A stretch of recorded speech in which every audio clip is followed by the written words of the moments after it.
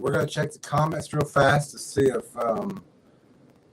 we have sound, something we check every night just to make sure. So if there is sound, someone let us know, and we'll have Tracker E read a couple of comments. And be very careful, it's real. And then we'll start off with what we're talking about tonight. Hello, everyone. Linda Garcia, a big Texan hello to everyone. Hello. Hello, Linda. Joe Blow. Hello, Miss Big Texan. Mr. L. Leo from Indiana, anticipating tonight's show. Awesome. All right, Mr. L. Glad you're here.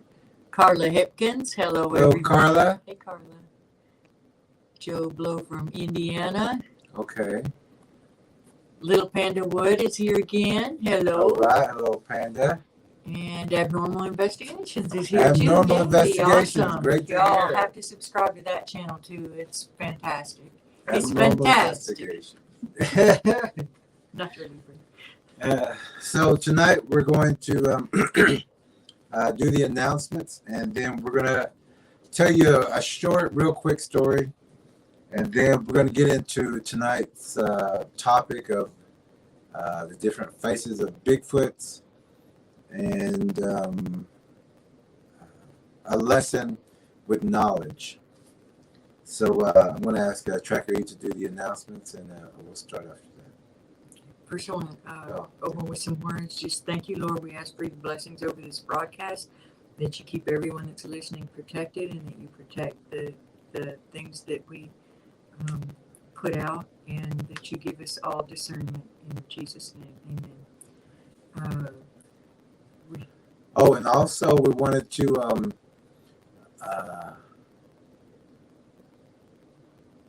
who is Sally? Oh, Sally. Sally Whitty, yes. I don't have a channel. I'm just fantastic. That sounds you like should natural. have a channel. That Sally. sounds like Natural Libre too. Fantastic. You are. There's something else. Oh, I wanted to also do a shout out to some of our new viewers and to our recently new viewers, but also some viewers from the Cherokee Nation in Oklahoma. They've started to view in and listen to what we're talking about, and we'd just like to welcome them also to the channel, and that we've got some interesting things to share with you. Okay. We have two Facebook group pages. One is Oklahoma Bigfoot Predator Watch, Antlers in Surrounding Areas. The other is Choctaw Missing and Murdered Women and Sons Center and Database. Women is spelled WOMBMAN, and Sons Center and Database. We invite you to join those and to share those. We also have the DVD, which is for sale, which has just hundreds of nuggets of information in it from videos over a long time, condensed into everything you need to know from the origin to how to find them when you walk out your back door. Anyway, the purchase information for that is Cashapp $TrackerElla. Cashapp. Say it again. Oh, yes, and it'll be in the description also. Thank you. Abnormal Investigation says, good to see our brothers and sisters from Cherokee Nation. Yeah, it For is. sure, for sure. And then if y'all want to email us, we are at leadtrackere, no caps, leadtrackere@gmail.com, or capital J Jerry Williams 1927 @outlook.com. And Before we kind of start tonight's lesson, we also may tell another story that I think you should hear, but I'm going to start off with this short story. It's a story of two teachers. Now, one teacher, he was led to believe that everyone should experience things on their own, but actually help have that experience happen. But to let people kind of find out the hard way of these entities or the Bigfoots. Whenever this other teacher had, taught his student to learn the hard way, he would give him bits and pieces of information, but wouldn't come out and say Bigfoot or another cryptid. So this young man, not with a lot of knowledge, but was learning from the teacher, was put out in a situation to where the Bigfoots would come in close to him. They did do that.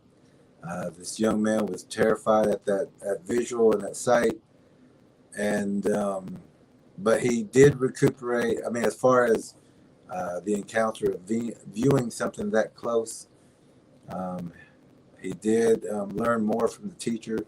But that was the teacher's way of getting the awareness, getting this student to pay attention, because these things are real, and if you're not listening, if you're not paying attention, that you will find out the hard way. Now, the other teacher explained that this was a Bigfoot, explained the cryptids, explained what they would do, where they would come in, what they look like, how they maneuver, what their smells were, what their tactics were. So when this young man had his encounter with his teacher, that student was calm. He knew exactly what to do, and everything worked out perfectly the way the scenario was put in front of this young man. So there is two ways, and there's two things that you have to know about knowledge. There's the true knowledge, and that knowledge is very valuable. But there's also another valuable knowledge, and that's the reality of coming face to face with a Bigfoot or another cryptid creature. Without knowledge, you will be caught off guard, and as the Bible says, the heart will fail you when you're not expecting something like that. So that's just a short story of two teachers and two different outcomes. We're teaching you the second outcome, to be prepared. So now this DVD that we're sharing, this is knowledge, this is truth, and this is also power. We're going to get into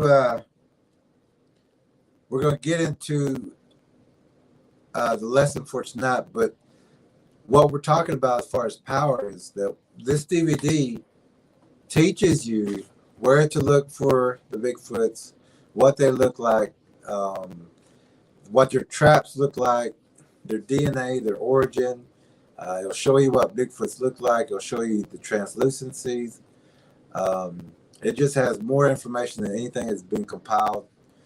And with that does come power, because now with knowledge, you know what to do, and power comes from that knowledge because now you know what to do.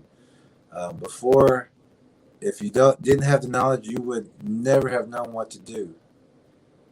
Now, the truth and the knowledge and power, the reality of the visual encounter is the knowledge of truth. And when you come face to face and you know that these cryptid creatures are out there, or Bigfoots are in your area or stalking, that's knowledge. That's a reality of knowledge.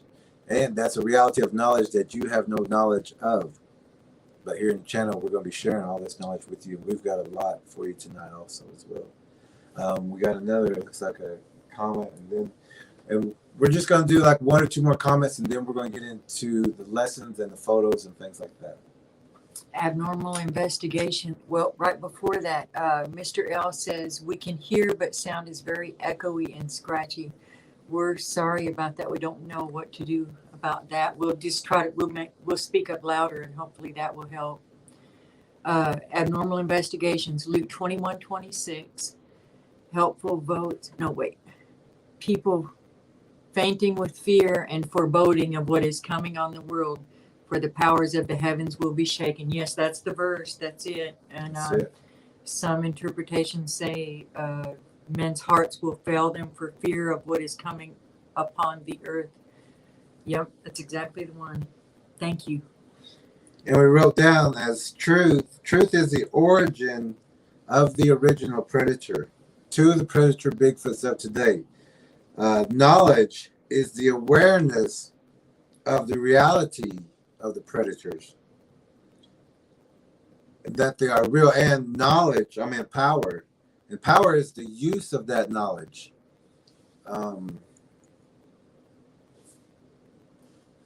warriors that we all have to see, we all being out in the field, even tracking, we have to see everything. We have to know everything. Whenever we're tracking for people, we also have to be aware of the predators. Did the predators take them?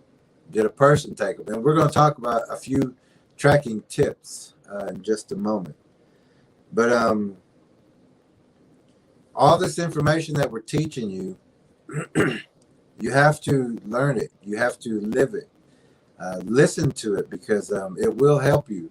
And as we tell the warriors and the trackers, that if something does happen, each one of us is going to have our own battle.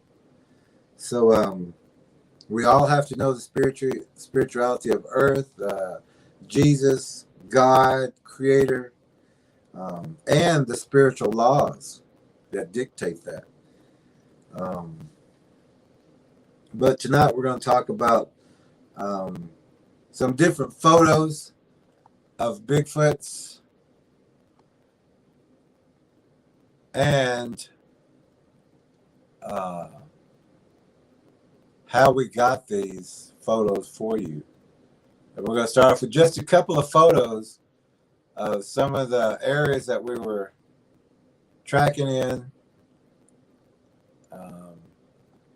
Here's also some guests with TrackerElla in East Texas. She has some guests from TAPS. Mm-hmm. Yeah, this was some friends of mine. They came after the trail had poles dropped about 12 feet apart, 10 to 15 poles over a course of years. They would always lay across this trail, and I kept wondering, was it meth heads? Was it somebody trying to just squat on the land? What was it? Snapped off on both ends. I didn't understand back then what it was, and I would remove them and they would come back, or they would rot down and be replaced. And what they were doing is trying to block the trail, stop me from coming down that trail. Then later on I found a large X, but that one picture was after I had removed them. Then they dropped an entire tree, so that the giant top, the tree was 23 inches around, and they pushed it over so the top blocked the entire trail. And then further back in there was when I really started discovering some things. But that was when the team from TAPS had come to, that was the first team I ever got to go out and track with.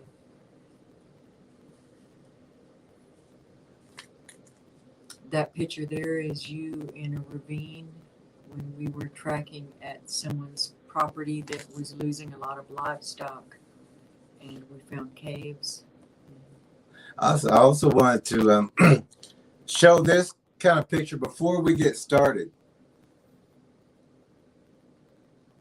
If you want to explain this one. Yeah, this isn't scary. What Nothing's this scary. is, we're trying to show with this is when sometimes you see how there's two eyes.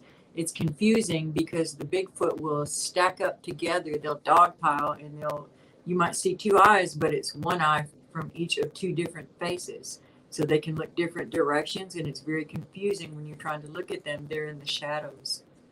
So this is just our example of trying to show you a way that depending on which way they turn and which angle you're at, it's just another way to be able to see them and to understand what it is that you're seeing. Yeah, whenever we try to explain to people that when one person's or one Bigfoot's looking this way, one's looking the other one, there'll be another one up here just looking over the very top. There'll be one sticking this way, going sideways. They'll all try to match their noses up, so it's looks like one nose, but different faces and facial forms. That does get confusing out there, especially when people take pictures of it. And they'll say, well, there's one eye here and one eye there. So it's not, is it disformed but it's actually one over here and you're just seeing one other side of another one that is down just a little bit lower. They will use this technique and they use it all the time. Every time you're looking at one, you're looking at multiple. You're never going to see just one unless that's the decoy. And we got pictures of decoys also. But we did want to talk about, these are eyewitness sketches, and if we'll talk about this part. Okay, with the different DNA from the original predator that came here. When we say Bigfoot, we're also including its variations. Dogman, you've heard of them of other names, depending on what kind of DNA they have in them and how much is what other traits that they will have. This is why you hear of some with multiple eyes, paws, teeth, fingers, toes, arms, legs. They may have more than the normal amount, like a human. They may have webbed feet, hoofed. They may look human. You hear about claws, wings, horns, tails, hairless, shaggy, patchy, serpent body with a bird's head. Some look like alligator face, reptilian, cat people, goat people, panther people. All of these are just mutations of the same predator, the original predator that infested and infected everything on this planet. This information also is in DVD, and we're showing you segments, and we're doing a few things to help you understand the reality that these Bigfoots are out there and they are real. And in the DVD, you would see multiple Bigfoots. You would see the translucent ones. We show you how to see that. They may look similar in the face too, or they may have several faces depending on which way that they turn. They may look apish, or like monkeys, pigs, bears, wolves, coyotes, deer, or some people would say wendigo, depending on how they're turned, because they have so many DNAs. They're abominations and mutations that were not meant to be here. Okay, and let's see if we got. We'll kind of use this one for right now. It is similar, I would kind of say. But if you could tell us the story of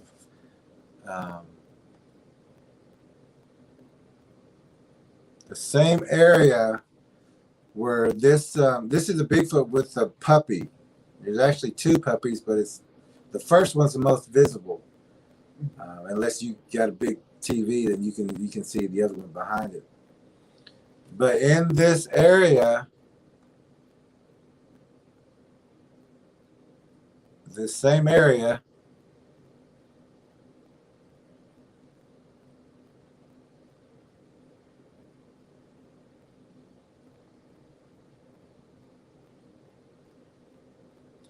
Now this is one that's also called, or Tracker E has named Chicklet.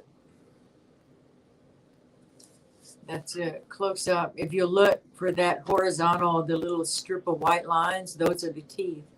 And so you can build in the face around that once you see that just about center screen exactly. This is in East Texas, in a piece of land that was originally going to be in the Big Thicket National Preserve, but at the last minute it was not included. It was also Alabama Cashapp land at one time. Now, did you get a good deal on this land? Yeah. Yes.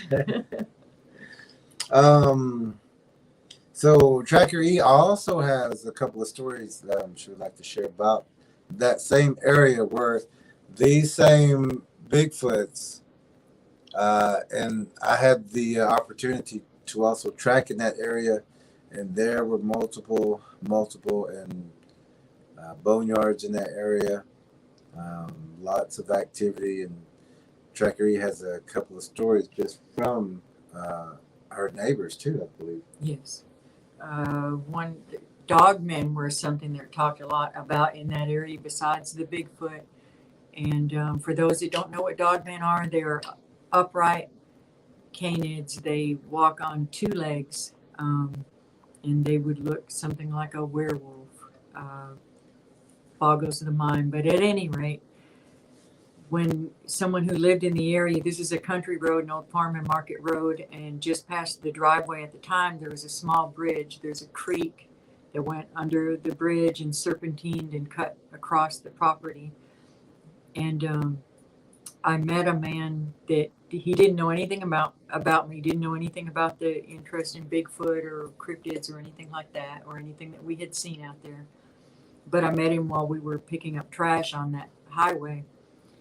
And when he found out where I lived, he said, "Have I got a story for you?" And he said that one night about 3 o'clock in the morning, and it was in the summertime in 2020, I believe, he was driving home in the middle of the night. He had a big pickup with all the lights on it, and he saw a dead doe and a live fawn on the road. And he stopped and he went to pick up the fawn and save it. And he heard a noise, and when he looked back towards the doe where it had been laying, he said, "I don't know any other way to describe this, but it looked like a giant dog standing on 2 feet, and it had hands, not paws, hands. It was covered in fur, and it was holding the doe in its hands. It had scooped it up and was holding it. We looked at each other. I threw the fawn into my car, and it took off running down your driveway." And, I said to him, "What? You couldn't tell me this like 2 years ago. You couldn't tell me this." And he said, "Think about it. I'm just going to go up to a stranger and say I saw what? I didn't even know what it was at the time." He didn't know. He had never heard of dogmen, or he just didn't know what that was. And I had suspected that there were dogmen in that area for quite a while, because we had been seeing some large, just off in the distance, staring towards the house, giant gray dogs, just one at a time, and it may have been the same one, but he said that the one he saw was gray and white. But he said for 3 months, I think, that he did not go down that road anymore. He took the long way around because he was just scared to go down that road. And he also said, since it ran down our driveway, he didn't know if it belonged to us or what we were into or what was going on. So that was another reason he didn't say anything. Let's see. That's a picture. This is another section of the woods, and that had a feline look to it. It was about 6 feet tall, or 6 feet off the ground where that was. And the bottom right photo here is Enlarged. the enlarged or large part. Up close of the face in there. And that little patch, everything around it was always bright, beautiful green, except in the winter. But that place never came to life. It was always just creepy and dead. And then later we'll talk in a different show, we'll talk about portals, and this place will come back up again. We call him Groot. You can see to the right, it's just enlarged, obviously. You can see what would be on his or its right shoulder is a small orb. Above the head to the left is a dogman type face, and over his left, the main Groot's over his left shoulder, so to the right side of the screen, you can see what's more of a typical looking Sasquatch face. And this is also in that section of the Big Thicket, or near the Big Thicket. So it's between Sam Houston National Forest and Big Thicket National Preserve, and just that whole area is hot spots, both those forests. Just, I didn't see that at the time. That was in those woods, but it was just an area that was, it kept bothering me. And so when my skin's crawling in a certain direction, I turn and face that direction and I'll take a photo. Or if there's a mist or something, and sometimes I catch things, and this is what, well, this one is center screen. If you see the two dark dots, those are the eyes. The highlighted spot is the nose, and a very long chin, almost insect looking, but probably 7 to 8 foot being. That one was very spooky, and that was the film from there were a lot of structures in that area. And that one was one of the days that that patch of woods, I would hear the thunder almost every single time, even when the skies were blue. And that was the day that, as I walked through, a big branch had fallen right behind me as I walked under. Or, I had just walked under. That's just another, I believe, dogman variation. Just another creepy, dark.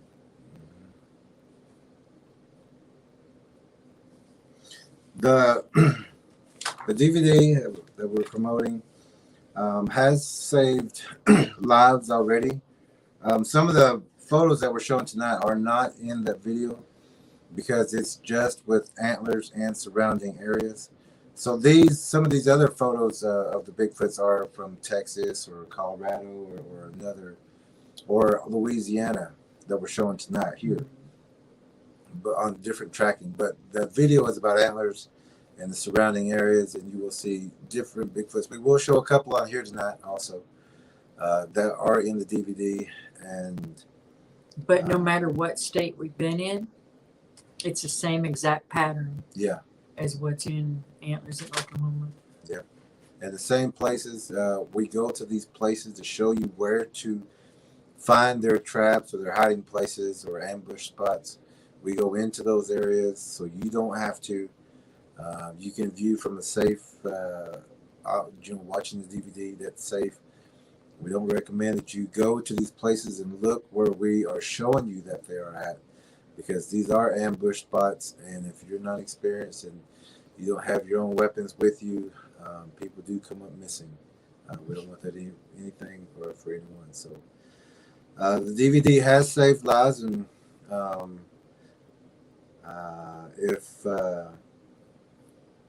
and this knowledge was shared through just this channel that we share with the trackers, and people were listening. And in one story, grandmother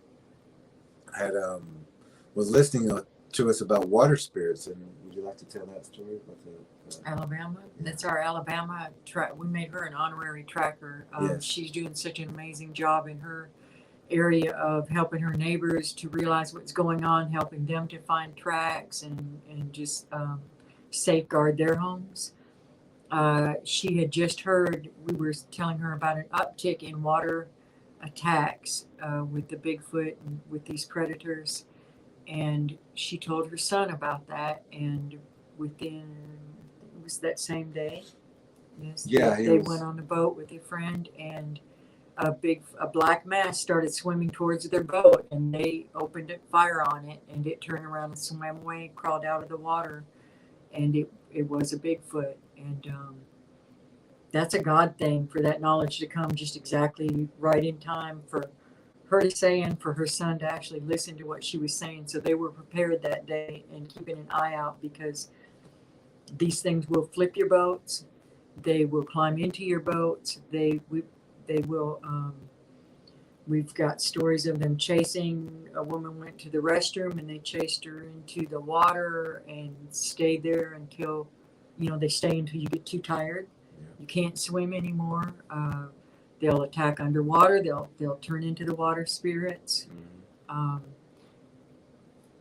We actually had a live stream, and we was talking about water spirits, and it's on one of the live streams maybe about a month ago, I guess, or something. Mm-hmm. And so the grandmother, we've been talking with her on teaching her and sharing, not teaching, but sharing information on how to deter Bigfoots from her home, which she was using all the techniques, and she has deterred Bigfoots from her home. That is already a proven fact. But she was listening to us talk about the water spirits, and as TrackerElla was saying, how they would turn your boat over, they will pull you underwater, they would drink the blood and release you if they need to, if people come to look for you, to get the look off of the loss of blood or an attack to where it just looks like a drowning. But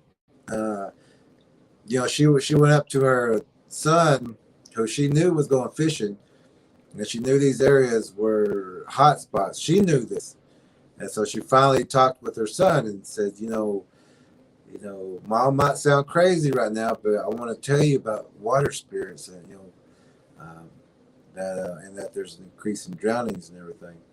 And so the son, he didn't take a weapon with him before, but she insisted, please, this time would you take a weapon and be very aware out there, because these things are real.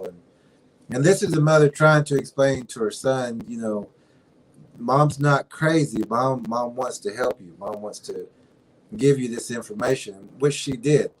And so the son this time took a weapon with him, as did his friend. And when they were fishing, it was just like, we talked about, that they had swam underneath the water. But the grandmother told us that there was a black mass, as TrackerElla was explaining, that the black mass was swimming towards their little boat. And so they opened fire on that mass that was coming at them, and the mass turned around and went back to the banquet. And when they come out, they knew it was a Bigfoot at that moment. And they shot again, and they think they hit it as it ran off into the woods. But it was coming for them. And so that's an example of this knowledge. And it's, to have that knowledge, and to have that power comes from that knowledge of what to do, what to be aware of. It's something for you to be able to see and to protect yourself that way. Another thing that happened with this tracker, unfortunately, is a friend of hers' son drowned, and we had been saying to check for blood loss in drownings, to ask for an independent autopsy from out of your county, and to ask specifically for blood loss. And it sounds crazy, but when the person did check, the boy did have blood loss. And the Bigfoots will hold that body down and just drink the blood, just suck it out, usually on the right side where the blood comes back up.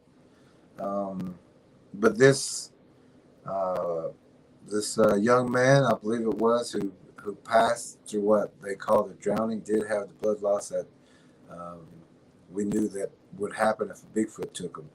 Of course, there are regular drownings that do happen, and those are terrible things too, but these are on purpose. These are hunting. These are predatory Bigfoots doing this to feed off of people. So watch your swimming areas, those fishing areas, and those boating areas. Those are hot spots. Those are ambush areas. Some will be blamed on alligator attacks, and so watch for an uptick in those, especially areas that don't normally have alligator attacks. And if you get any stories like that, send them to us, please. Yeah. And we have the picture of a Bigfoot that looks like an alligator too. Yes. Predator. And also, we help to deter with the knowledge that is also in the DVD, about thunder and lightning, about different groups of Bigfoots. Um, the information that everyone's getting through the other channels, through any documentary, through any other movie or anything like that, they're getting the wrong information. There are groups. They're hunting troops. That's how they survive. They all have a specific duty or a position or like a work job. Like from centuries, there are Bigfoot groups called rain, mist, snow, fog. There are Bigfoot groups that you really have to watch out for, that they only get to hunt at certain times, and this is when it rains. And those Bigfoot groups are called thunder and lightning. Um, we have done a live stream on that also. It's just a few back, but that technique is whenever you hear thunder or lightning.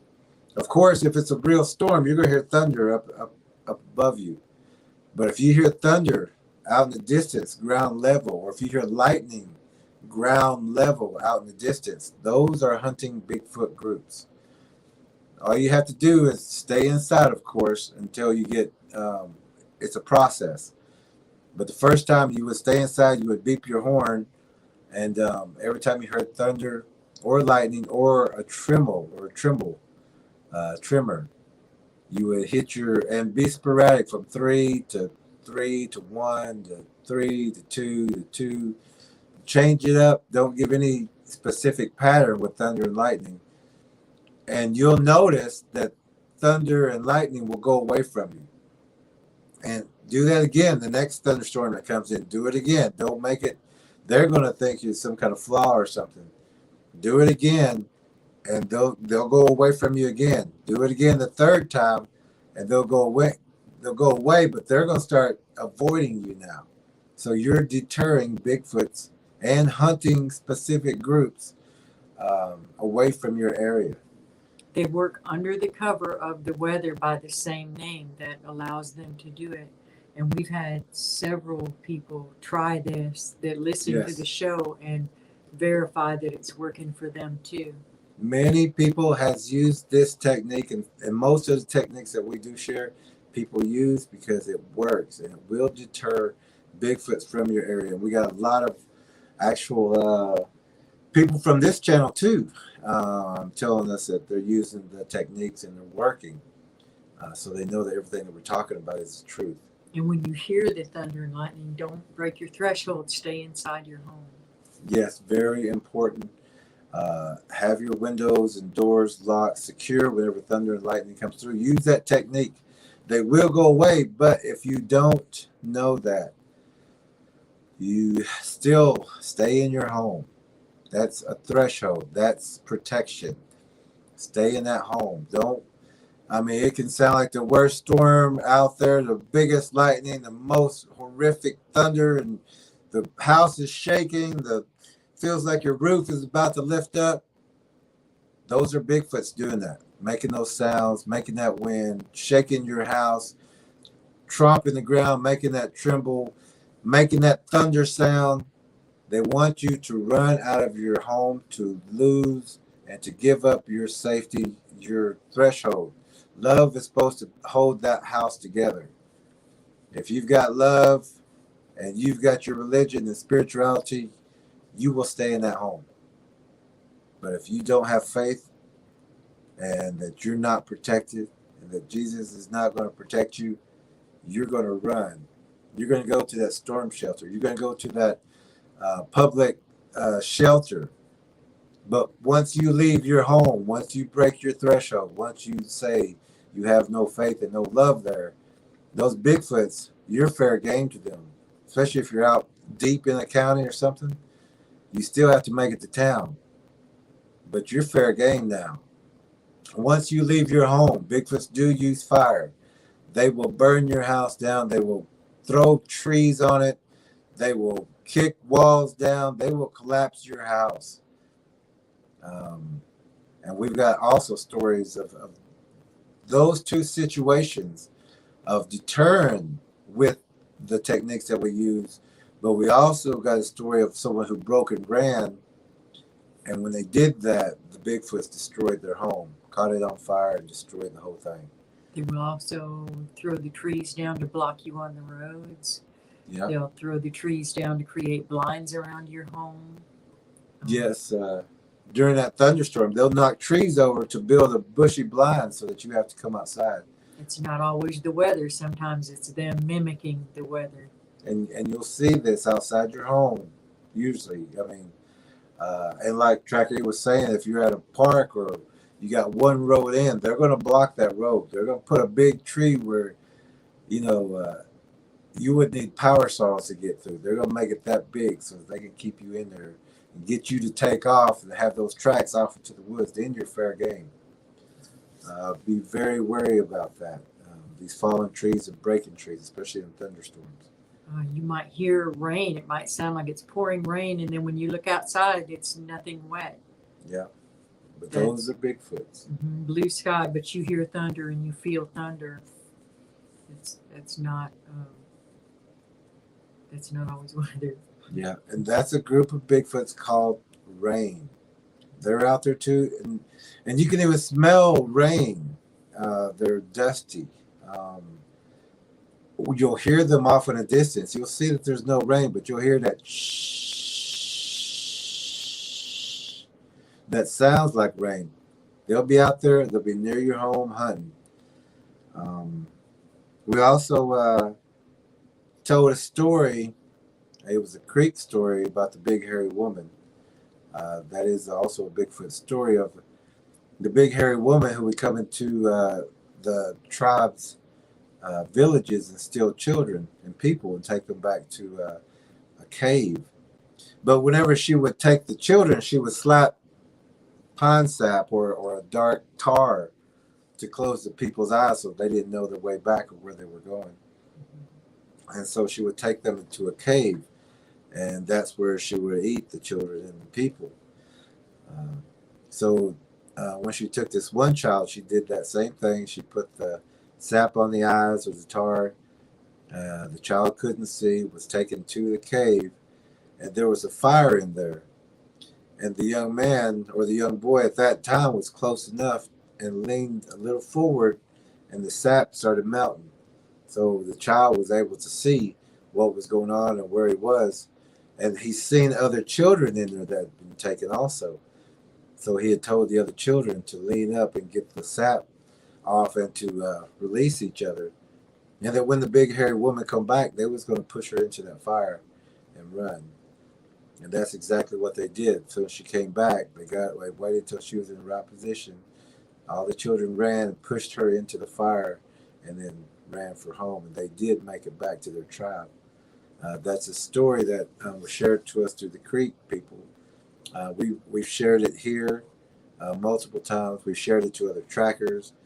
And we shared it with one of our northern trackers, this information too. All of this, they're not stories, they're information that we're passing along to you.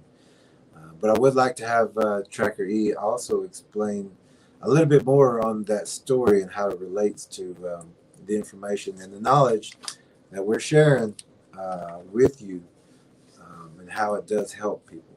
This story is our tracker from the far north that Special Forces and a young lady, the daughter of a friend of his, disappeared.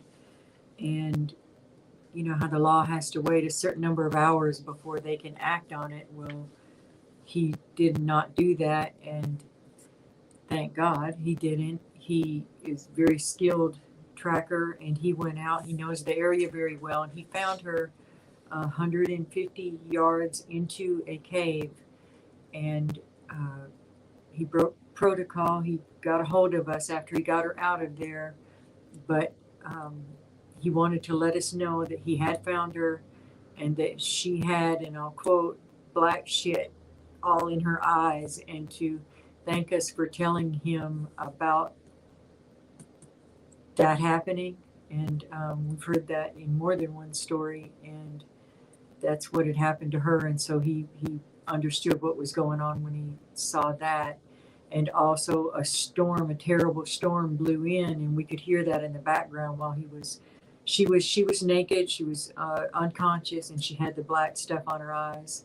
And she did survive. She did get out of there, but he had to stop and shelter from the storm for a bit. He got a hold of us and got everybody back to safety. But then later on, and we're still waiting to hear from him, and we hope we hear from you very, very soon.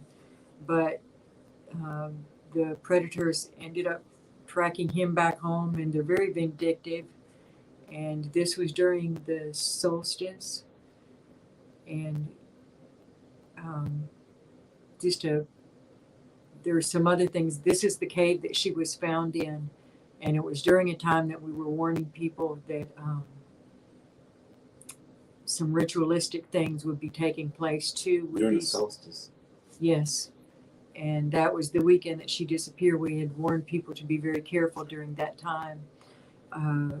But anyway, they followed him back home, killed 2 or 3 of his cats, and tore up the dog's legs, a German Shepherd's legs, so badly that it had to be put down. And that's as far as we're caught up, other than we just know that was very, very difficult on him. And we're waiting to hear from him to update y'all further on that story. Let's get back to this one and this area, really. Okay, this is Antlers, Antlers area. This is a Bigfoot caught from a doorbell cam. We've been tracking at this place for a long time. These people have so many experiences, videos, photos, signed. They've had a Bigfoot standing outside with a club, swinging it around, throwing rocks at their dogs, and then this one up on their porch, perching in a tree up above their shed each day, coming in. It's unbelievable what's going on there. They've called the police and called tribal and reported prowlers, but of course the police never find anything. And this sign there is just incredible, besides the actual multiple witness visuals. So that's a Bigfoot on the porch, and there was another to the left. Could you see in that one picture to the left was to the left-hand side of the screen is also one that's materializing and putting, he's looking in the little bitty holes that are in the mini blinds into the picture window. And there's several photos of this Bigfoot in the hoodie. They do wear clothes. It's urban camouflage, as one tracker friend of ours put it. And they do this because they want to be able to get close to humans. The closer they get to humans, the more dangerous they are. They'll put the small ones in the clothes that fit. It might be a blanket, a big jacket, a hoodie. They might hold a dress in front of them and stand at the wood line so that it looks like, something standing there, but they're not actually wearing it. How many times you hear about someone seeing someone in a hoodie walking around? Well, it's not always human. Sometimes it's these predators. Always look at their feet also. Be very, very careful about stopping to pick someone up. Now that last photo was of a Bigfoot, which is the little black dot that was in just that green picture. The people who have been seeing this black dot show up every now and then, they know that the Bigfoot's around their home. There's multiple signs. They've had pets disappear. Multiple Bigfoot sightings. They've come face to face with them multiple times. But this, I'm gonna show you a video. They sent this in also probably about 2 weeks ago. They said that black spot, there's a shed, and then in the back of that shed there's a big tree, and it gets up in that tree and it looks right over the shed and right under the porch. So you have to kind of be a little bit out to look and see this. but they've been seeing this every now and then, and they finally got it and caught it moving. They've only had pictures before to show people, which people would say, "Oh, that's just a black spot, or that could be a raccoon," or they we give them every excuse in the book. But the people who live there are saying, "No, these are Bigfoots. They're around our home. We see them. We know they're Bigfoots." And there are also neighbors who have moved. They won't ever come back to the other neighbors in that area when we were doing the filming. Not this film that we're about to show you, but they were having prowler calls for 3 weeks. They had county sheriffs, tribals, people coming through there looking at the prowlers because every house was getting bothered. All those neighbors were scared. They don't come out at night, and which we don't blame them. But like we said, without the knowledge of all this, you don't know how or to deter them or what to do. A lot of people don't know or have this information, and you can also use this information in cities and even houses that have shadow people and things like that. But I want to show you this video real fast of that one still photo that they sent in to show us. They finally caught it moving. So we're going to show it. It'll be just a few seconds.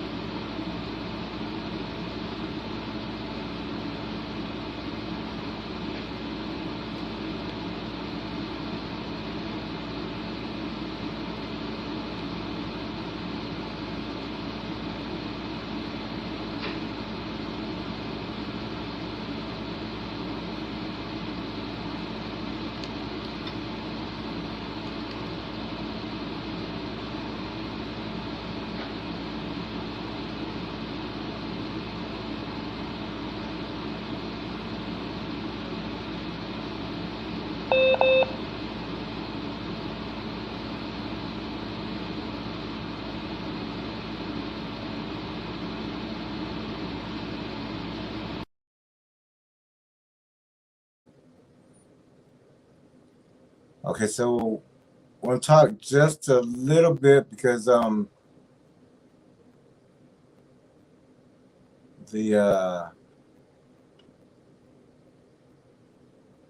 video you seen was of one of these stills. That's one of the better of the dark creatures of the Bigfoots in the tree over that shed. These are stills, and that was the first time that they had actually caught the Bigfoots moving. So if you compare see the roof line of that shed, you can see how big it is. That's no raccoon. In the photo that shows the whole window, that window is probably 4 feet tall, and this thing is up higher in the air, and it looks as tall, squatted down. So the torso of it is at least 4 feet tall. Yeah. So when we're out in the field, and you have to also know that your body is very powerful. You have many abilities, and you can have more. This just teaches you how to use them. But when you're out in the field, and you can practice this, it's very easy to do, but it will help you find these things when you're not aware that they're around you. But your right eye is for capturing blurs, movement, shadows, and glimpses. That's what your right eye is for. They're different. Now, with your left eye is for capturing images. So whatever this picks up, this eye focuses and finds out what that is. It uses the reasoning, it interprets, it finds the outline, it focuses on what that right eye has caught. Now, this left side, it doesn't catch glimpses, it doesn't catch shadows, it doesn't catch blurs or movement. So, and you can also test yourself this way by putting both your hands back here. And when you come up, you're going to notice that you're going to see, let me see, oh, this side. You're going to notice on your right side that you're going to notice that on your right side, you're going to catch it first. And your left side is going to come all the way up to almost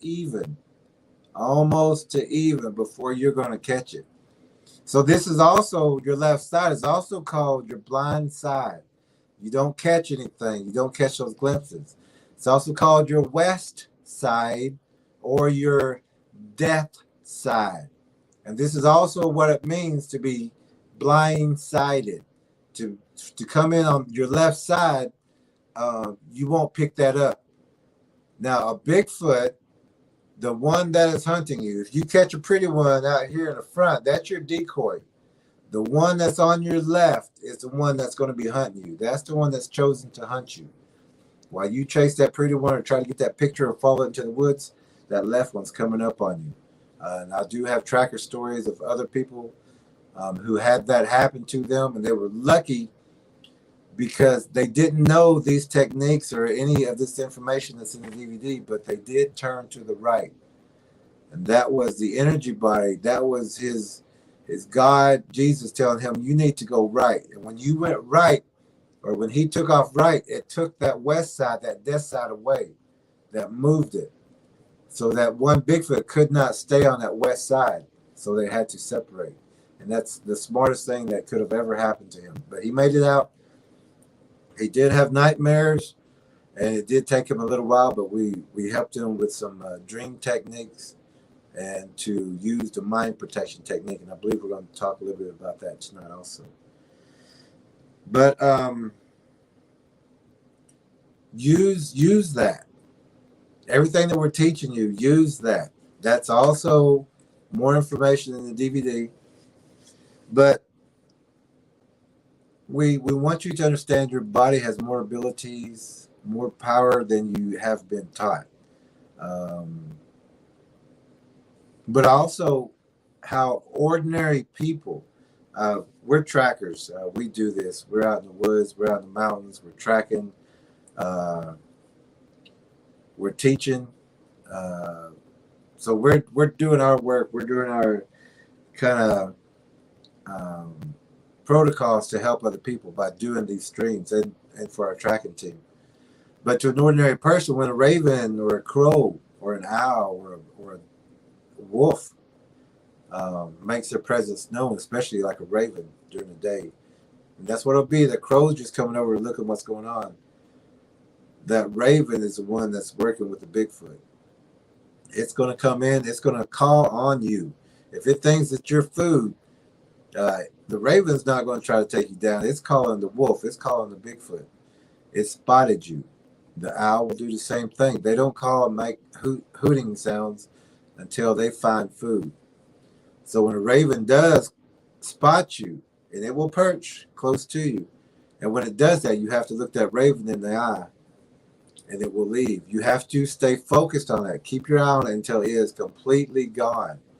Once you take your eye off it, even in the far distance, it's going to turn around. It can see further than you. So when you think that it's out of distance, it's still watching you. And it's going to go behind trees. It's going to still swoop back like this, trying to see you, see if you're still watching it. And if you're not, it's going to turn around and come back. And it's going to say, this person is not aware, doesn't know I'm searching for food, and it doesn't know that I'm calling on this person. But use that technique. You can use it with a whole flock of crows that are circling. Find one. Find it and keep your eye on it. The whole flock will leave because you pinpointed your focus and you're staying right on it. And They don't want to be exposed, and they will leave. Try that technique also. We know it works, but if you need to use that, and do use that if you have crows around you, or ravens, or owls. Or if you pass a certain piece of road, a stretch of road that you might see a lot of skid marks, or there's a low spot, a bridge, a lot of crows are always around that section. That might be an ambush spot. Look left and right on that both sides of the road and see if you see bows and arches with the trees, breaks, things like that. Don't get out in those areas. And whenever you see an animal run across, look to that side. That's the Bigfoot who released it, who let it go. But there's going to be other Bigfoots waiting for you, especially if it's nighttime. And those areas don't ever stop. The deer go at least 65, 70. Don't go 55. They got that time down. They know how to push a deer or a hog out in front of you. They'll even use turtles like we talked about, armadillos, possums. Think how many times you've heard somebody say that deer hit me. Yeah, not I hit a deer. That deer hit me, or that pig came running out of nowhere. We don't have it here because it's not our photo, but we do have a photo of a translucent Bigfoot holding a deer at the side of the road. Yep. And to us, these are signs of predators. To an ordinary man, they would look up, oh, that's just a blackbird, or that's just a cawing raven over there, or hey, I heard an owl outside, in the backyard. Though to us, those are signs that these predators are around. They're hunting, and somebody spotted food. And if you're that hooting owl that's looking at you, that's food. Your food. They found you. And sometimes it's not that raven. Sometimes it's not the owl or the wolf. Those are Bigfoots that mimic those sounds. Especially if you hear, you're getting surrounded by an owl. One over here, one over there, one over there. A single bird chirp at night. One over here, one over there. Frogs, locusts, same thing. Crickets. You are getting surrounded, and Bigfoot do mimic those sounds to chainsaws, to airplanes, thunder, lightning. That we've heard the sound of a military radio. They can mimic all these sounds. UPS truck backing up on the top of a mountain. UPS, even the sound of opening the Coke can. Children. Fishing lines. Boomerangs, yeah, even that sound over your head. And if you have doubts about their skills to mimic, think about how a human can beatbox or throw their voice with ventriloquism. These things can do the same thing with a much more power. Mm-hmm. Also, ordinary people. Now we don't do this stuff. We know this will attract Bigfoot. It will attract predators. It will attract the dogman, different cryptids like that. But ordinary people call the predators to their family. They whoop. They would knock. I used to do that stuff. Mind speaking to the predator in mind. Having open dreams.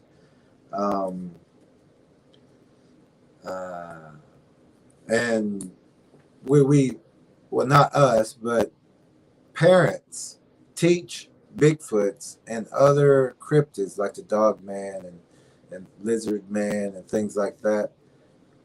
The parents teach Bigfoots and predators how to lure their children into the woods. You do this, you call Billy, you call Susie. Bigfoots do the same thing. You gonna play hide and seek? You want a hug? Want me to pick you up? You teach, or the parents teach Bigfoots, because these Bigfoots watch. They want to interact with your child, to get your child into the forest, or to have that trust to take it into the forest. But other Bigfoots, it's not just one. I mean, one may be making that connection, and one may be trying to get that lure out. But the other Bigfoots that are around, they're watching that interaction. They're also learning. what this child, what that mother, what the brother, they're watching everyone picking and choosing. But How long is that kid outside by itself? how long is that child by itself out there playing while mother's doing the laundry or on the phone? When the parents They're attracted by yelling, sarcasm, degrading. They can catch tones just like we can. They're, they understand. They can tell when someone is not wanted around or not paid attention to. They can tell which one would be the easiest to isolate, and that's the one they start working on. They're no different than human predators or demonic predators. They isolation is the key. And that's a big thing. Spiritual law. Bigfoots do follow spiritual laws. They know it more than some of the most religious people. They live by it. But love in a home, love is a threshold, love is a stronghold. If that house has love, Bigfoots have no right to be there. There's no reason for them to be there. But if a house is using sarcasm, yelling at each other, screaming at each other, scolding that child, hitting the wife, the brother and sisters fighting, things like that. Now the Bigfoot can't come in because somebody's not wanted. And if somebody's not wanted, that person is not going to have a big search team looking for them. Everybody, and they will watch. They will watch for years. Which one can I take? Which one isn't wanted? Which one is being yelled at? Which one doesn't have that love? And you'll notice because that one will isolate. They'll start looking for friends, imaginary friends. Children will start having imaginary friends, but they're not imaginary. You just don't see them. They are there. So spiritual law, if there's no love in that house, these Bigfoots will intervene. They will take the problem away. It's a crack in the armor. Crack in the armor, a chink in your polished spiritual armor. Love in the home, no intervention. They have no right to be there. That house is secure with love. Everyone is watched. Even when you go outside with your wife, go outside with your child, you show everything around you, nature, anything, that you have love for that child, for your family, for your husband, for your wife, for your dog. You have to show love, because when you show love, Bigfoots will stay away from that. Love is too strong for them. People will come to look for them, and they will hunt Bigfoots down if that love is damaged or taken. Bigfoots know that. And that is a spiritual law too. Everyone is believed in that kind of yes. Love. Everyone is believed. If that child says, "I just seen something hairy in the backwoods," that those adults, they get their armor, they get their weapons, and they find out what this child's seen. They don't question or make fun of the child, not believe the child. That child is telling you. Whether you believe that this child, who is a truth talker, is telling you there is something out there, or something is in my room. Something came by my window last night. I seen red eyes. I seen this. I seen a glow. Listen to that child. That child is more perceptive than you, has more awareness, more energy, and it is watching for you. And these children can see it quicker than you can. But whenever you see a Bigfoot for yourself, that's called seeing knowledge. You're seeing what is really there. You're seeing a Bigfoot predator. That's called seeing knowledge, or an appointment with knowledge. Whenever you're able to see them, and whenever you have your power in tune, whenever you're able to do that, nothing can surprise you. You're aware of everything. You are safe. You know that love is a protective threshold. Nothing can get to you. you're protected. Love, spirituality, energy, and that healing that we gave yesterday or 2 days ago. Also, the body, the spiritual body, everything has to be intact.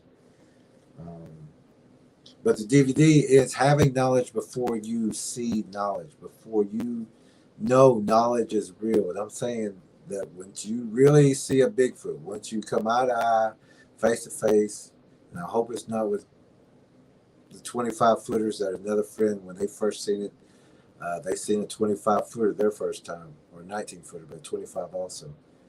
So they got the advanced look of a 25-foot Bigfoot, which is bigger than a house.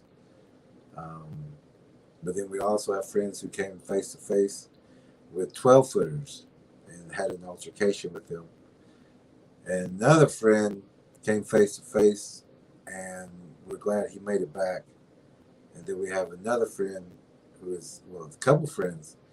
Everyone we pretty well know has had an encounter. That's why we're so close, because um, just like us, or just like a child, whenever someone tells us, we believe them. We know these things are real, and then we start helping right away. No hesitation in that. We're showing all the photos. No. Oh. And the DVD, it teaches your body what to see, what to expect, and how to prepare. So it's not just teaching you, because we talk, that's our reasoning, that's our inner daily workings, but you also have to teach the body. The body has to see, has to do tracking, has to have a visual of what tracks look like, have to have a visual of what Bigfoots look like, so that your body understands what to look for. But if you don't teach it, and you don't tell the young ones that Bigfoots are real, they're going to tell you they seen a bear, they're going to say they seen a fox or a wolf or a big hairy dog. And if they say that because they can't say Bigfoot, you have not taught them the truth.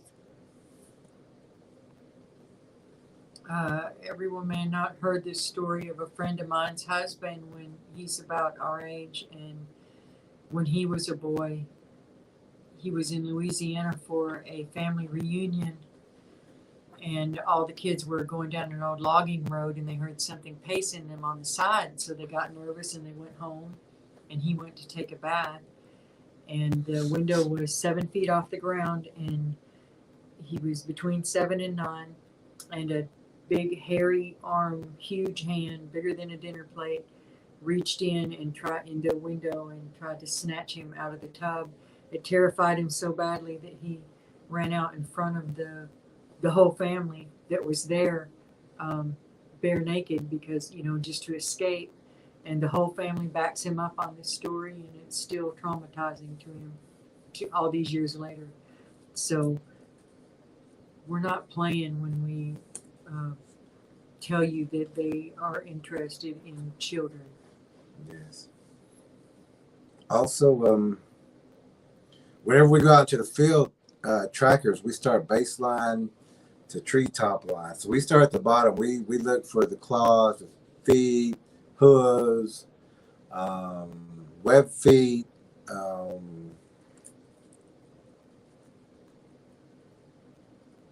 even we look for fingers and hands, toes.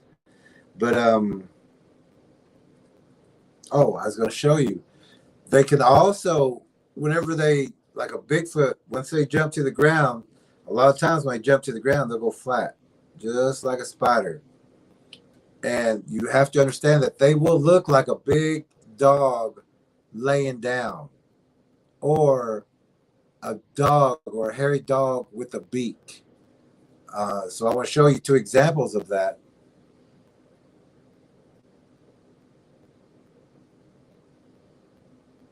This right here is a Bigfoot that's in a ravine, or a waterway. Actually, it's a water wash. Now that is a Bigfoot laying down, looking like a dog, or looking like a big bear laying down. But we know it's a Bigfoot because of all the signs that were in the area.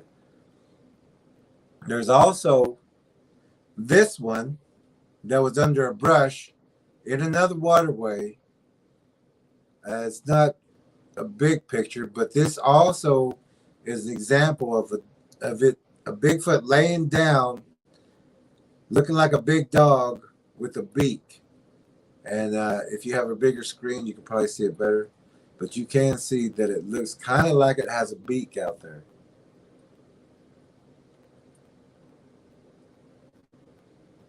We've seen the three-toed tracks. Three. Have more of the bird DNA.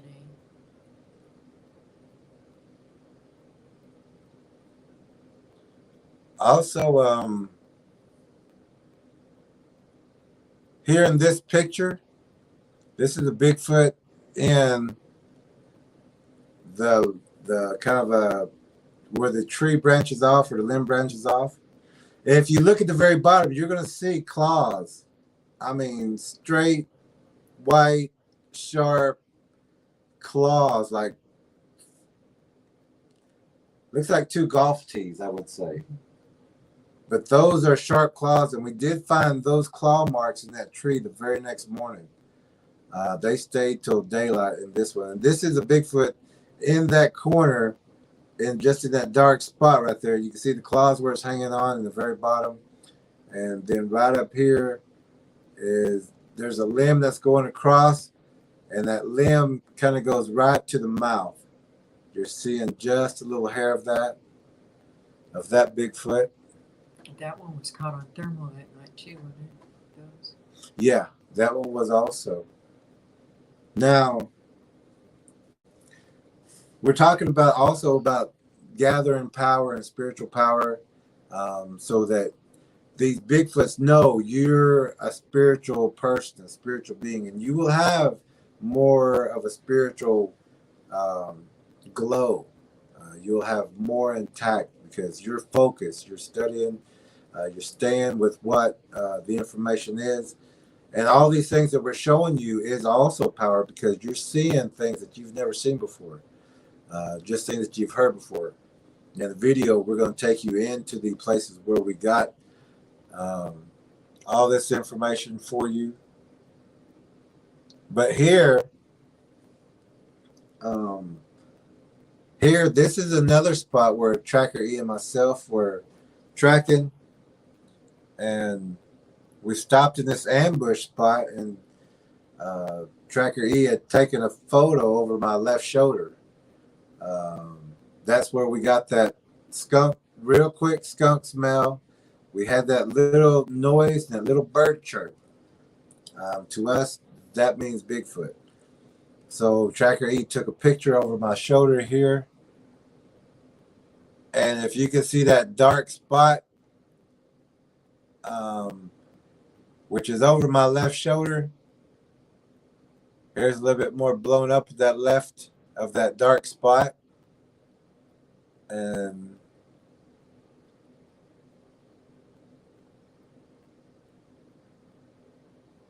this is a little better blown up picture. If you can see, let's see how I do this. From like here to here, you can see the face of the Bigfoot. That little yellow looking leaf up there on the top, it's coming down. That's right the bottom of that glowing leaf up there on top, or the eyes underneath that, the nose and the mouth. And that one's more of the Harry and the Hendersons kind of look of the Bigfoot in that. Well, there was a couple in this area. But still angry. Very angry. He was angry because we were tracking. We tracked in that area.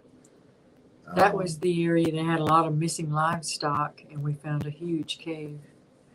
Lots of missing livestock, big caves where these Bigfoots have been ambushing and herding prey into the ravines. Also, if you're using your right eye and your left eye to see, especially if you're out in the field, turn real left to your left. Turn real quick to your left. Turn real quick to your left, and that's where you're going to catch a Bigfoot. If they're tracking you, if they're following you, you're going to find them on your death side. So turn real quick to your left, and you'll see them. You can also walk, if you hear them pacing you, don't drop one of your feet. Yes. Stop midair. And, once they've been pacing you a little while, stop midair and hear their footfall. Yep. Walk real fast and then just stop in the air. Leave one foot up there, and you'll hear that extra thump.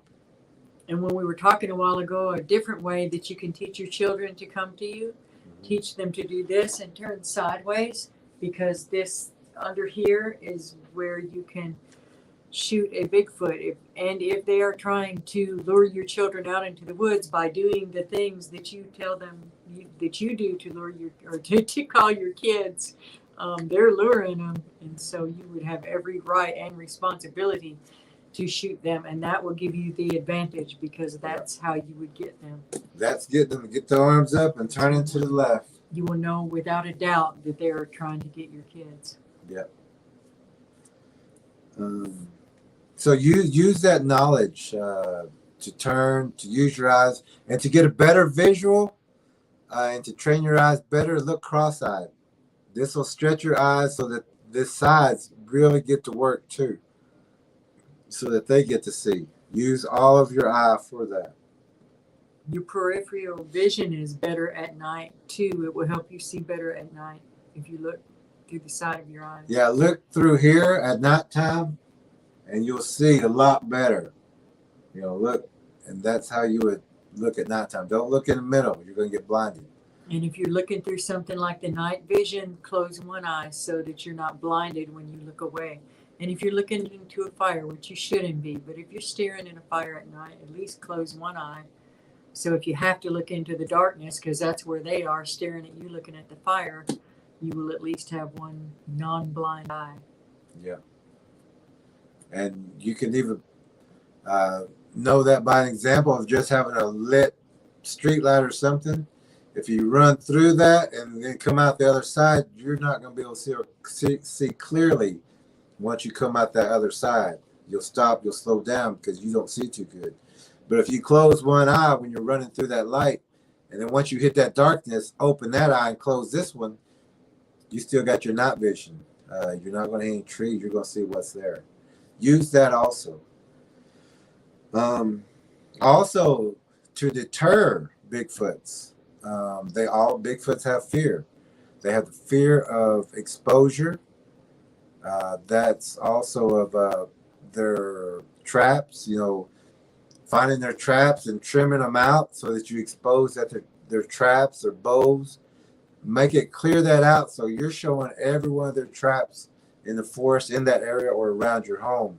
And they will back off because they do have that fear of exposure. They also have the fear of starvation. Now, this is really the one you have to really be careful, because Bigfoots will take multiple people, multiple animals, because of their fear of starvation. They want also to have a place where they can hold up a couple of days before they even have to venture out or make themselves more known. You won't see this after the first winter. They'll take people before that, but they'll hold up during the snow and the rain times, so they don't show the tracks. But they also have the fear of being found out, so that their prey moves, so that people move and get out of the way. I know a few people recently that some dogmen were trying to get inside their home and they had moved, which was very good sense to do that. But also the Bigfoots, they do know, who can be taken, like we were talking about. They watch, listen to the families.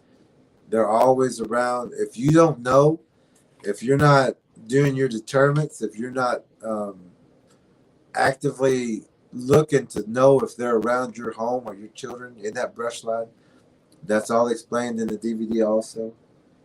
That they'll even try to feed off the energy through the dreams. When people are sleeping, they come in. This is when the children will talk about shadow people in the closet, people underneath the bed. And of course the shadows moving, blurs. But when people go to sleep, and they got an open mind and they dream, the Bigfoots will wait for that dream to open up and they'll feed on it. They'll stimulate you with the sexual stimulation, the stimulation of like action, like flying or jumping off of a cliff or something like that, or high diving, or they'll scare you with a horror or a fear to get that energy up, and they're just going to feed on you. They want that adrenaline pumping. That adrenaline and that energy to be risen. And whenever they're feeding off of you at nighttime, through those dreams, you'll feel sluggish, tired in your dreams. You can't fly anymore. You feel like you're in quicksand, sinking, weighed down or held down, or you'll feel paralyzed. That's how you know you're being fed on. And that's also another sign predators are in your house or around your home. Children have more energy. Ordinary people have weak energy. But the spiritual warriors who gain all this knowledge, train, prepare, have their spirituality intact, they are left alone. Spiritual people are left alone. Bigfoots do know spiritual laws, and they do not want to even mess with a spiritual person. There's too many things that can go wrong, and their whole existence can end breaking the wrong spiritual law of eating or taking a spiritual person.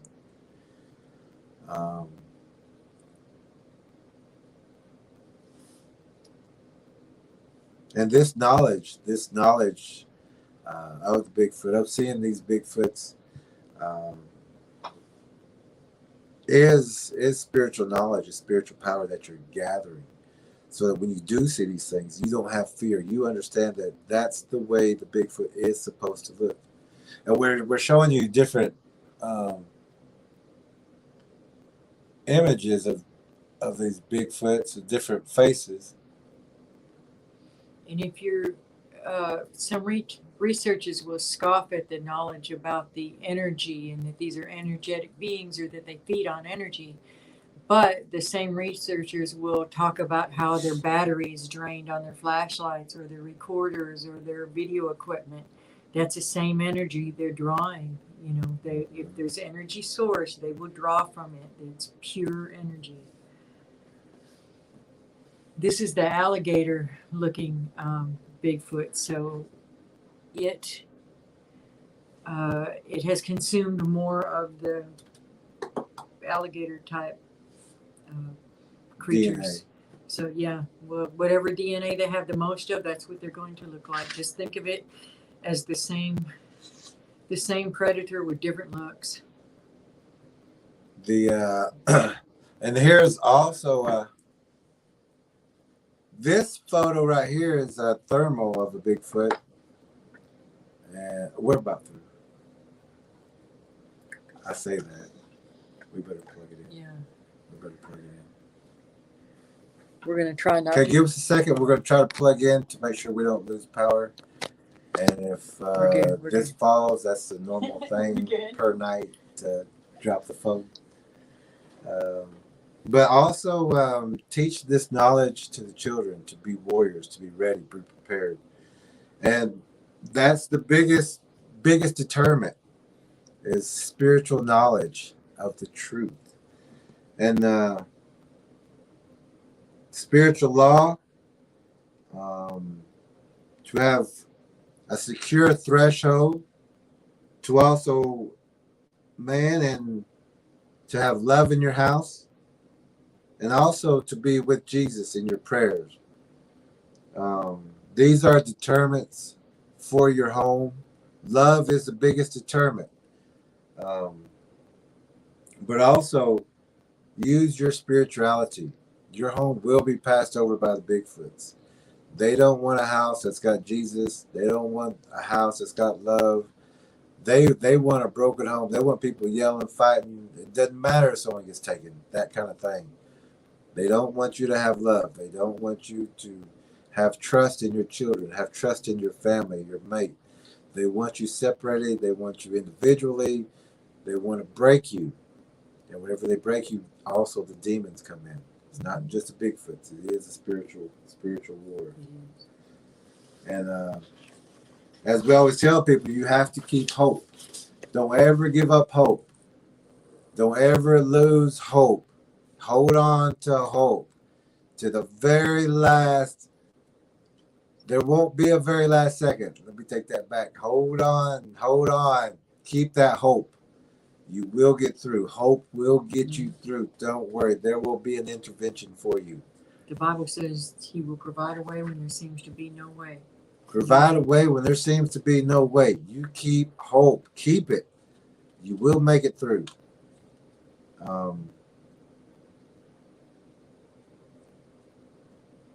Keep your armor up. Keep your armor of God on all times, not just when you think something is there. You keep your truth talking, truth walking self.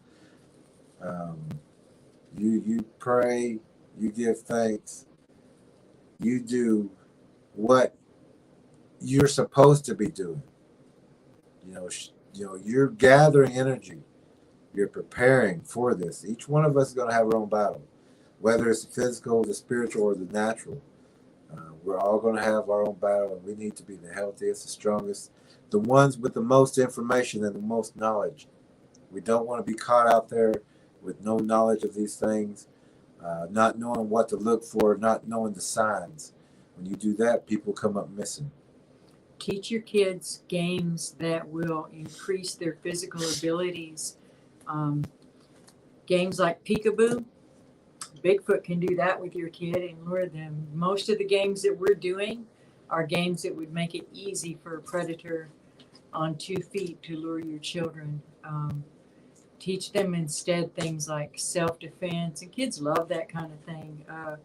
I Spy is still good because you're teaching them to look for things and to be observant.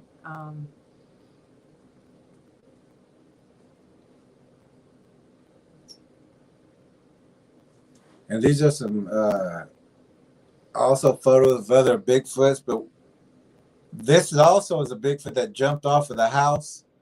We were tracking in another area near Roberts Cave in Wilburton. There was a Bigfoot on the house. We caught it with thermals, and then it jumped off. This is also the claw marks and the indention that went pretty deep. Downtown Tallahena was a Bigfoot on the house also. Yep, right? downtown Tallahena, yep. They will get on your roofs. They will. Matter of fact, one of our regular listeners left in a comment that they're in Knoxville, Tennessee. If they're in the cities. They're in the city limits, by the dumpsters, They're by in the the cities. They're in the towns. There. These Bigfoot are there. These predators are around. The dogmen are around. And if you will watch also Abnormal Investigations, he covers a lot. They cover a lot of the cases that are getting blamed on dogs. And if you're a dog lover, some of these stories are really going to make you mad because they're putting down other people's dogs without even testing them, just to have a cover story, when it really is these bipedal canine dogmen type things or Bigfoot attacking these people. Yeah. And these Bigfoots will be around your livestock. And some of your livestock, they may be alerted whenever they see them, but whenever they don't see them, these creatures will still be right up on the animals. So that one's a horse. You were looking at a horse, and then the eye shine is to the left. Look how wide apart those eyes are. Those are huge. When you look at the size of the horse, now look over at the predator's eye space.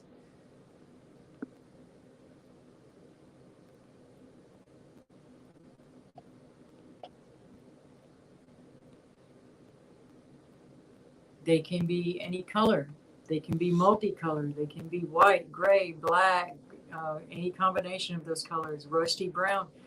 Just like anything else, they're adaptable to their habitats. They can be translucent, and you won't see a color with them at all. These, oh good, this is our family in Louisiana, and they wanted to go down this road, and we were saying, stop. You could just feel you could feel the wall of energy, the chills telling you just don't go further down this road. So then there's this abandoned house with no electricity to it, but its street light starts flashing and coming on.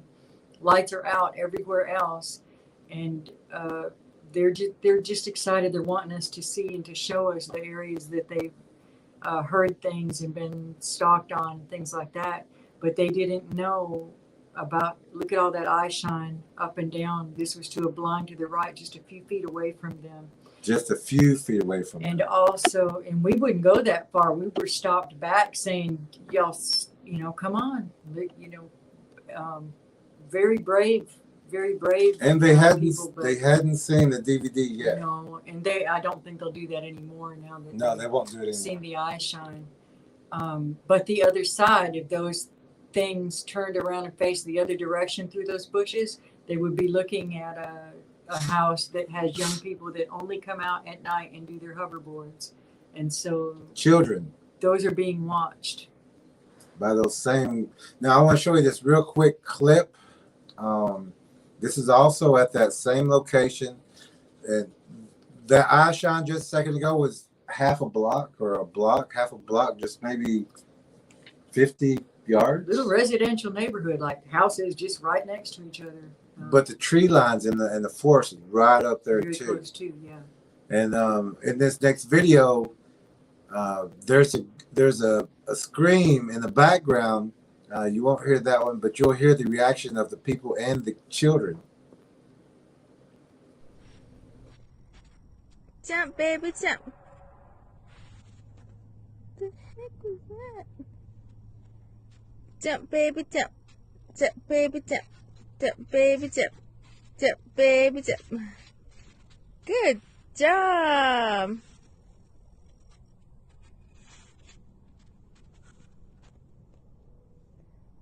Jump, baby, jump. Jump, baby, jump. Jump, baby, jump. Jump, baby, jump. Oh! Jump, baby, jump. Jump, baby, jump.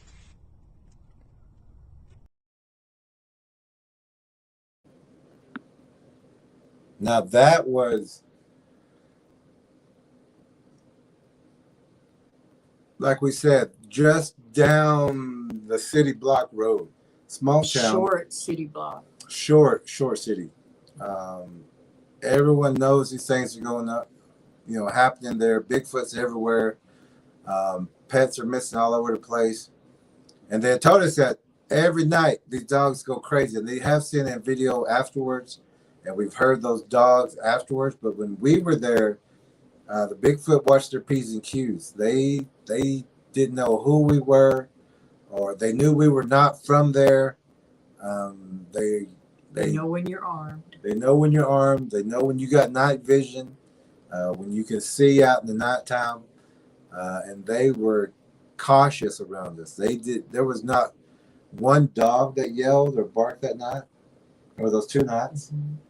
And this is also the same area where the young man yes, got lost. He came to visit from New Mexico. He visited this family in Louisiana. And while they were at work, he decided to take a walk because he disregarded their warnings about the Bigfoot that were around there. He didn't really see that they were as dangerous as they are. So he got lost and absolutely terrified. It was the entire night. They couldn't find him. When they did finally find him, his clothes were gone. His shoes were gone. His glasses were gone. He was beside himself. He was having a psychotic break, really, before it was all said and done. He wasn't acting right. People thought that it was a law problem or a crazy problem, but it was this man had been frightened out of his mind problem.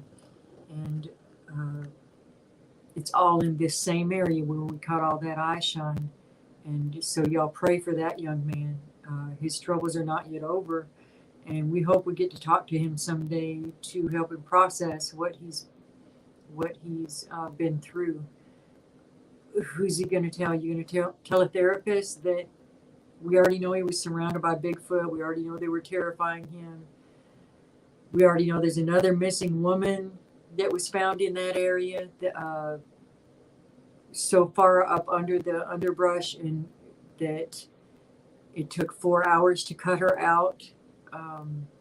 It's just this area's got a lot going on. Also, whenever we visited during this time, there was a missing male and a female child. I think it was a white male and a black male child missing in that area when we were there. Mm-hmm. But I want to show you, that was the still photo of all the eyes and everything. But I want to show you also a video of that same area that they went down and showed us where they had been getting encounters.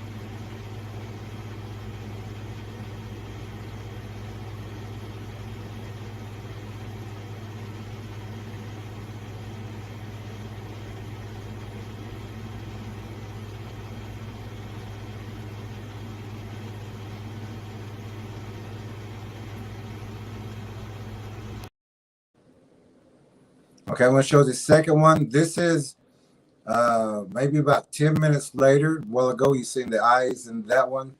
And I believe there's separate eyes in this one.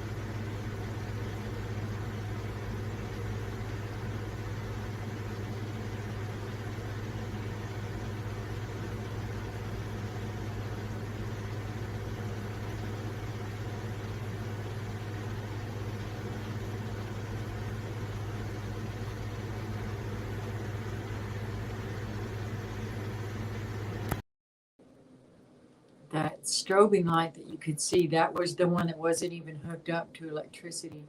These things can harness energy just like we used to be able to do, but we've been taught that we no longer can, or not taught that we can.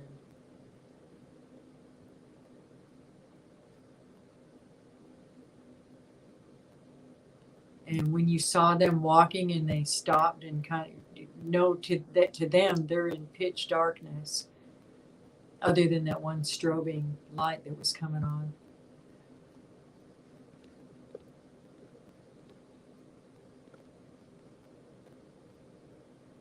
Oh, and the trampoline that the little girl was under, I wanted to say that.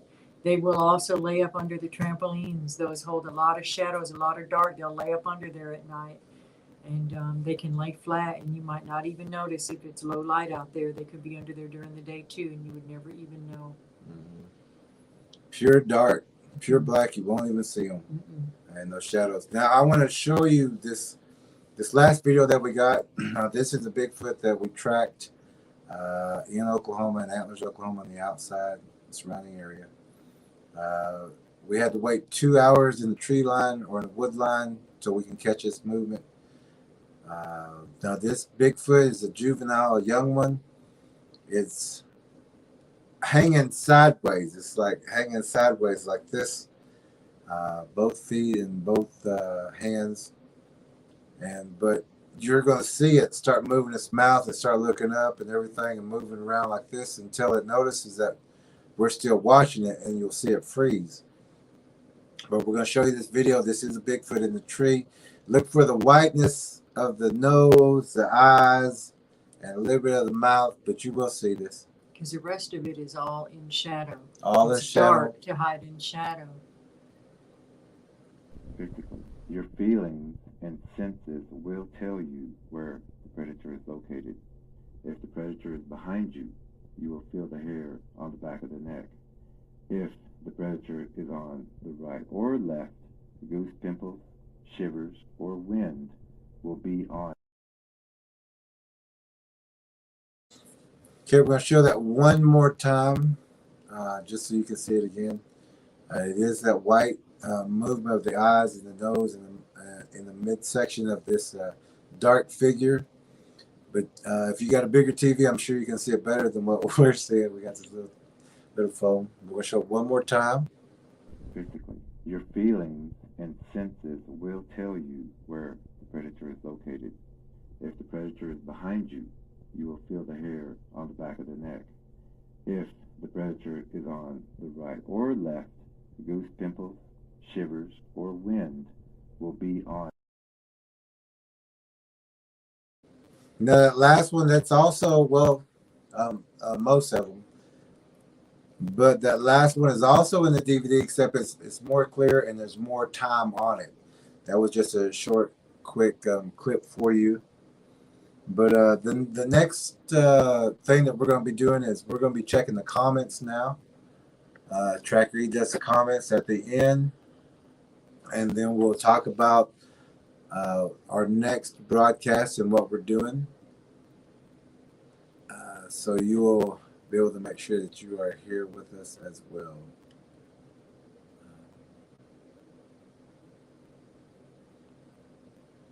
Looks like we got a bunch of great comments. Pray We Must says, Amen, Jerry. Charles Huckleberry says, it happened on the, I'm not sure, it got cut off. Oh, on the Mountain Fork River. Sarah Ellis says, we must know she had moved on with other interests. I'm not sure what that is. Thank you again, Charles. I know it must be pretty.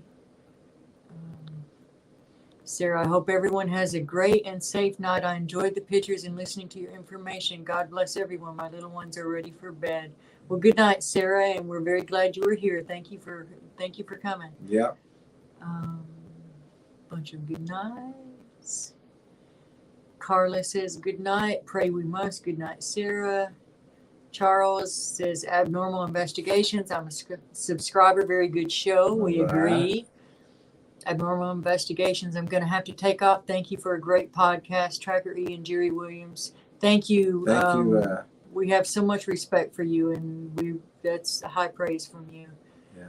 Carla Hipkins, take care. Pray we must. Good night. Abnormal investigations. A lot of fans for you on this channel, including ourselves. The DVD is so very good, Jerry and TrackerElla. Hey, Yay, Charles. all right, Charles. Thank you very much. Good night. Good night, all. Mr. L says, good night, abnormal investigations. We're also a subscriber. Good. Jeremy, hey. Hey, Jeremy says, hey, y'all. Sorry I'm late. Jeremy in Alabama. We know you'll catch up. Yeah. Charles says, glad to hear from you, bro.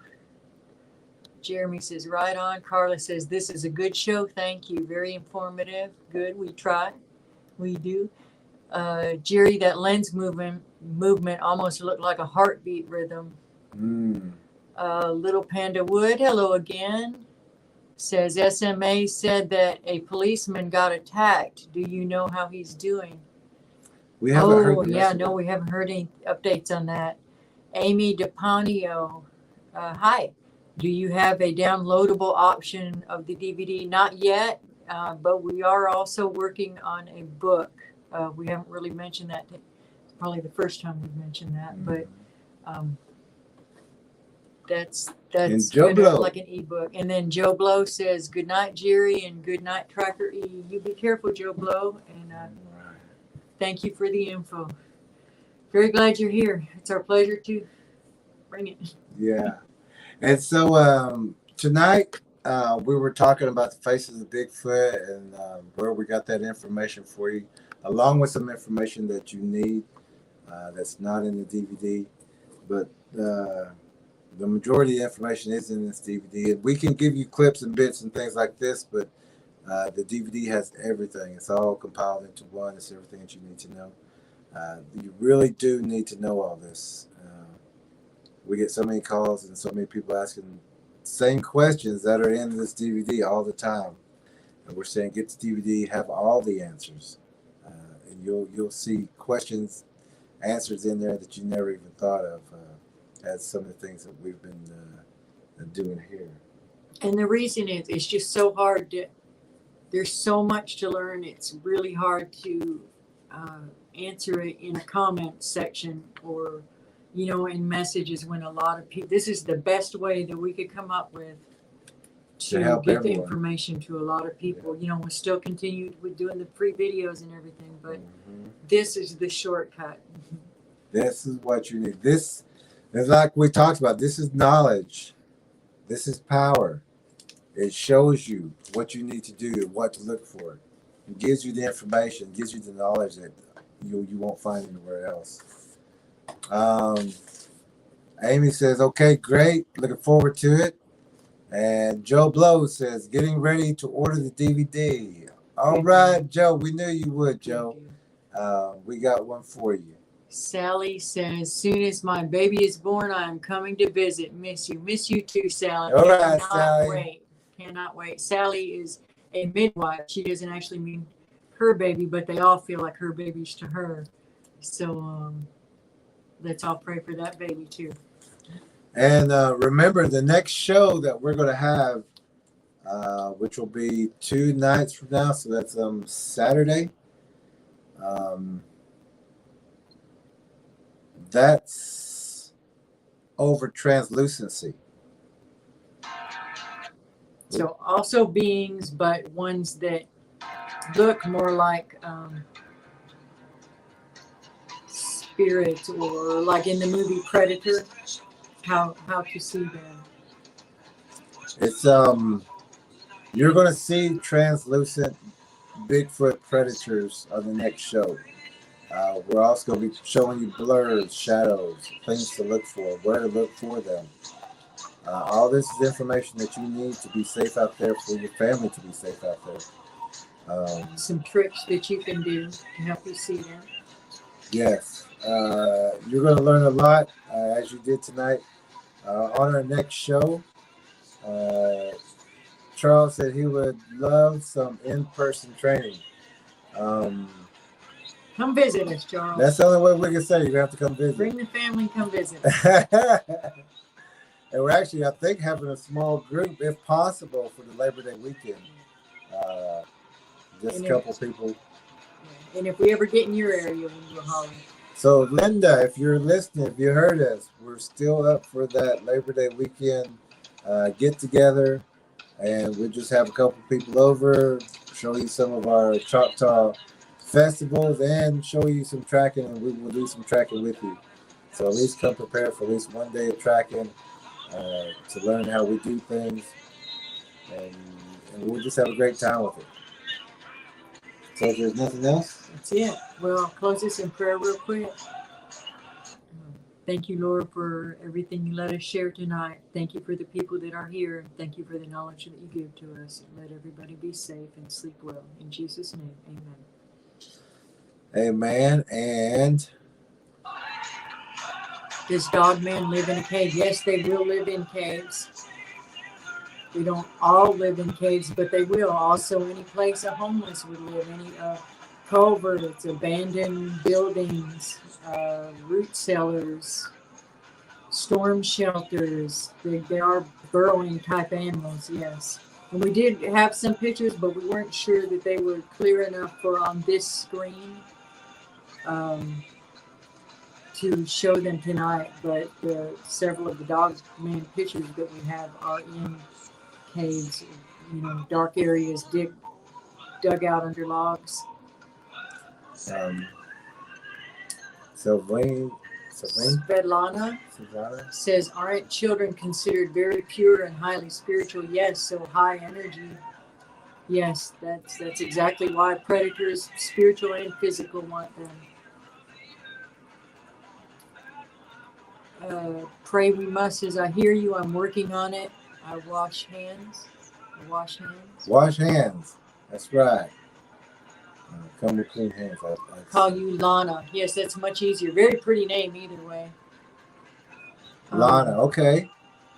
Understand the tech that makes the predator camo work. It can be done. Yes. Yes. People are learning how to make their own.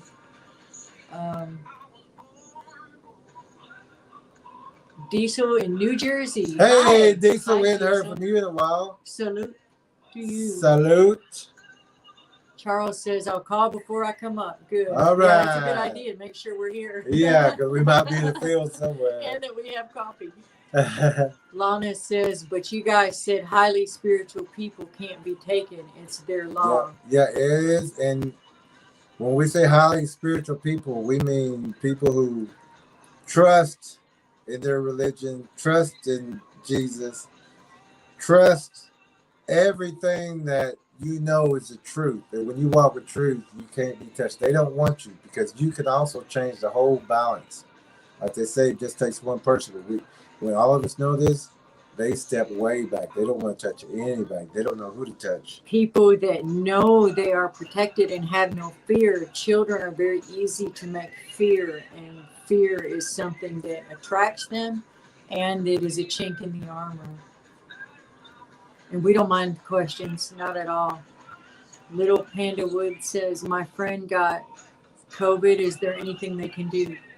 Yes, with that email, capital Jerry Williams 1927 at outlook.com. Send an email to that email. I will send you, or we will send you out a healing booklet. Watch the previous live stream when we teach the healing in that live stream. It can beat the COVID too. But the first thing you need to start off with, the first thing you get your hands on is peppermint oil and water. You want to drink as much of that as possible. That predator DNA that's in there for the COVID doesn't want anything clean in there. So you're going to start your healing process with just that. And you can rub peppermint oil on the bottom of your feet too. Lana says, thank you. You're very welcome. Lana says, just trying to make sure.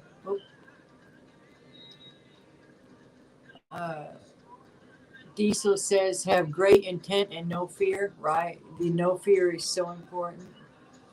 She says, don't mean to question. I truly believe these beings exist. Yes, they do. Lana says, I can't see it. Oh, I have no fear. Okay. Just trying to make sure I understand how to protect my kiddos. I guess because kids still have yet to truly know the Lord. Yeah, we're here to protect them and teach them how to protect themselves, and don't dismiss them when they say they are scared of certain areas. Pay attention to those areas. Yes. Lana says, thank you so much for addressing my concern. You guys rock. I'm a new sub. Thank you for your time and wisdom, guys. Thank you for being here. We're excited to see you. Also, I have O negative blood type. I heard that blood type is from the Nephilim aliens. No, that one's from Earth. Yeah. I have O negative also. That's the only blood that will heal. Anybody can use it. So it has to be from here. Original. Yep. It can help anybody. Yeah. That's just disinformation to try to make you not love you. Yeah. Charles says, Jerry, it's hard to find the bioplasma tablets. You can order them online, Charles. Amazon or the companies out of California also. Yeah. Hyland, Hyland brand. Also, Charles, it's 7, 10, and 3 are your minerals. Lana says, sorry for the typo. I was trying to type fast before you guys get off here. Sorry. It's okay. It's okay. I have a crooked texting finger, so I get it.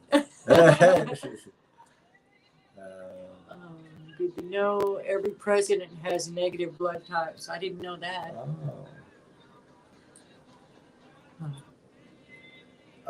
So we're glad everyone tuned in tonight. We're glad we got to share this information with you.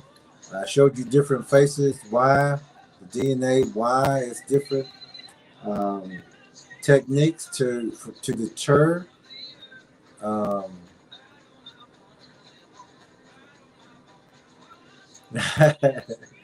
Lana's still right. A couple of things.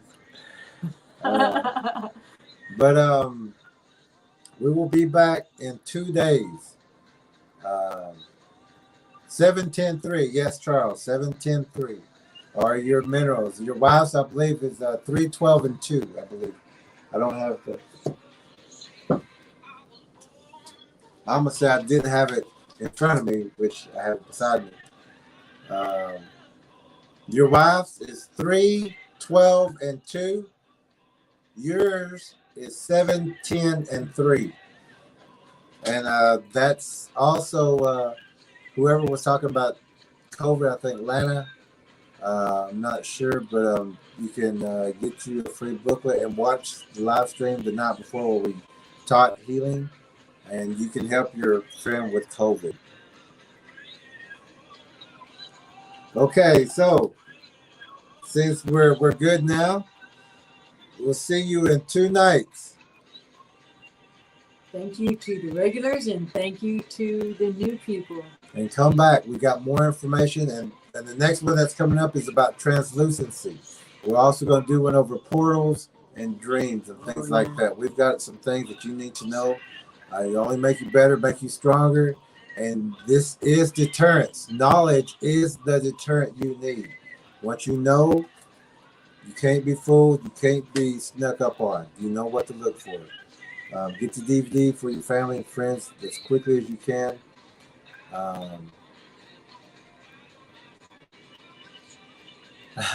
Okay.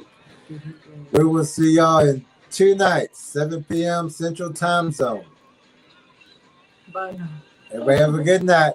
We will see y'all again. We'll see you in 2 days. 2 days. 2 days. Y'all have a good evening. Little Panda, thank you very much. We'll see y'all in 2 days. Thank you.